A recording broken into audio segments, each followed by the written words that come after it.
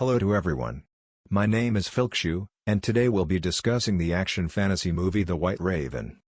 There will be some spoilers after this. Mykola, who is expecting his wife Nastia, and their family are considered the first eco-settlers in their part of the Danvers region of Ukraine. They reside in a very tranquil place. As a wood carver and artist who enjoys drawing, Nastia even crafts a wood angel for Mykola to serve as a form of protection. Amulet. Mykola commutes by bicycle to the neighborhood school where he teaches algebra, physics, and ecology. The paw of the white raven peace symbol outside their house refers to an old folklore about a raven that felt sorrow for humanity and offered them food and fresh water while losing its feathers. The lack of technology at home prevents the couple from receiving news until Mykola leaves for work and watches a little television during his break. It is then that he learns about the demonstrators who were slain in the capital city of Ukraine and the possibility of a Russian invasion. Ivan, a student, bullies Mykola in class because he thinks the teacher is strange and weird. However, Mykola never allows Ivan get the better of him because he values non-violence and striving to mold the minds of young people. Mykola passes by some troops one morning on his way to work, but he doesn't pay them any attention. He is astonished to see the school deserted when he finally gets there, and the television swiftly explains why: Russia has invaded Ukraine.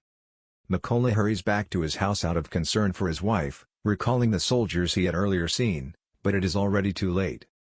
The Russians are already beating Nastia up there, and they capture Mykola when he attempts to defend her. The troops enter the house and light a fire after making sure they are not spies. However, when Nastia attempts to retaliate by hurling a stone at them, the soldiers do not think twice about shooting her before departing. Mykola, who is devastated, holds onto his wife's body as he watches his home burn to the ground. After confirming that Mykola is an innocent citizen by checking his identity, 2 Ukrainian militia soldiers come across him hours later and assist him in preparing a cemetery for Nastia.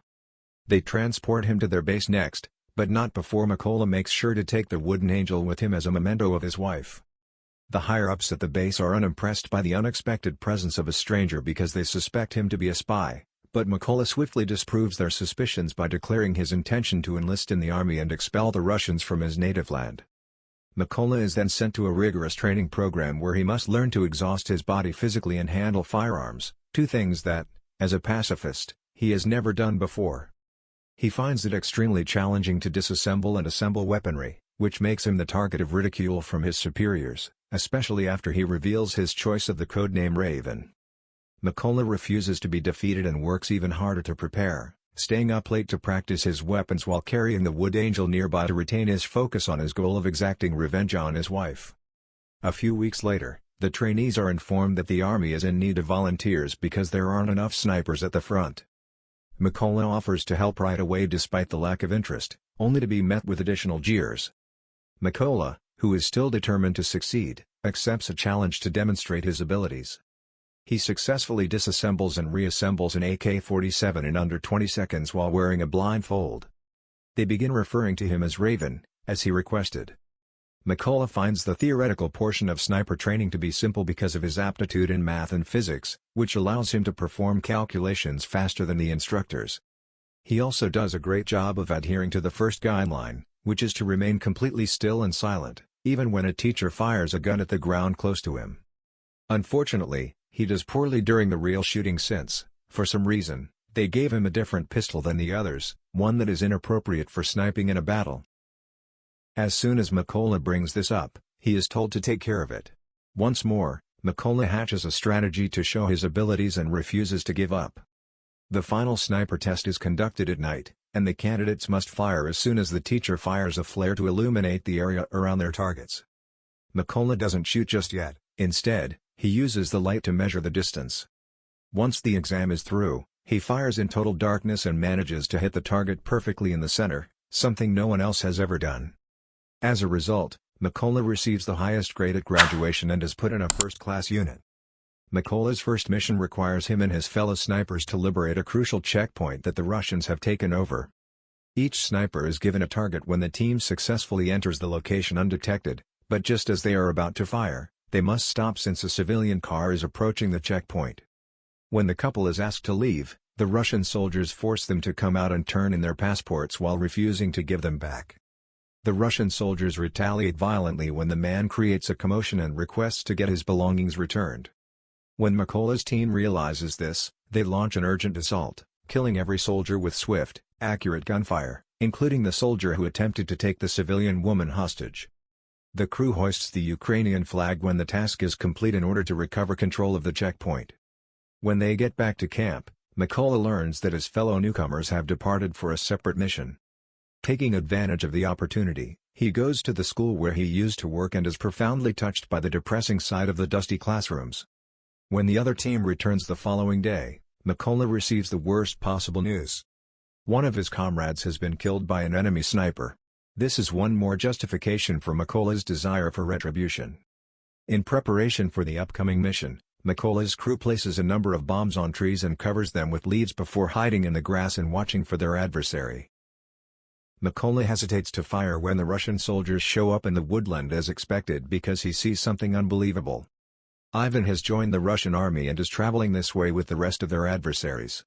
When the captain commands him to fire, he snaps out of it, and Mikola hits the detonator, killing all of the Russian soldiers, including Ivan. When the captain asks him what was going on, he replies that Ivan had made his decision after hearing Mikola's explanation. Later, during a break, the captain and Mikola connect through shared sentiments for their hometowns. The captain reveals that he and his wife have an agreement not to disclose to his daughters the nature of his work, so they believe he is on a business trip, and he is carrying a picture of his family with him. In exchange, Mikola displays the wooden angel and explains that it stands in for his own family. A sniper team positions themselves to wait for the Russian forces about to enter this area after the Ukrainian forces successfully hold the trenches by the border a few days later.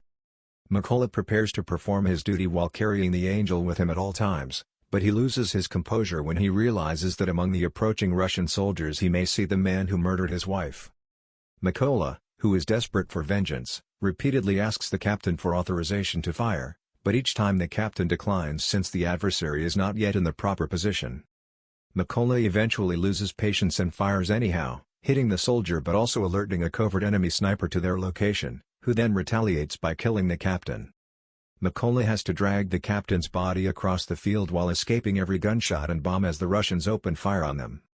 When Mikola returns to the base hours later, his supervisor assures him there will be an inquiry to identify the sniper who killed the captain and that when they do, they would contact Mikola to take care of him. As a result of his overwhelming guilt, Mikola resolves to focus on solo missions in an effort to atone for his error. He still has excellent sniping abilities and is able to kill a lot of Russian soldiers, but because no one is keeping an eye on him, he starts to take too many risks and suffers an arm injury from an enemy bullet. Mikola retreats to a covert location to rest and catch up on the news to learn the latest political developments in the talks with Russia, but he is abruptly interrupted by a crucial call. Mikola must return since it turns out the army has located the sniper who shot the captain. The soldiers are informed of all the information so far that has been obtained before the mission starts. The sniper is known as Sari, and he has already killed 5 Ukrainian snipers and 3 machine gunners with his broad-ranging rounds. Making matters worse, he broadcasts recordings of all of his killings to demoralize the opposition. He even mustered the audacity to post the video of their captain's demise. They were able to locate Sari's location thanks to all these casualties, and they have devised a backup strategy because they are unable to mine the area due to a chlorine storage facility in the chemical plant where the enemy is hiding. Their snipers will kill the lower-ranking soldiers to open a doorway for Mikola to enter and confront Sari.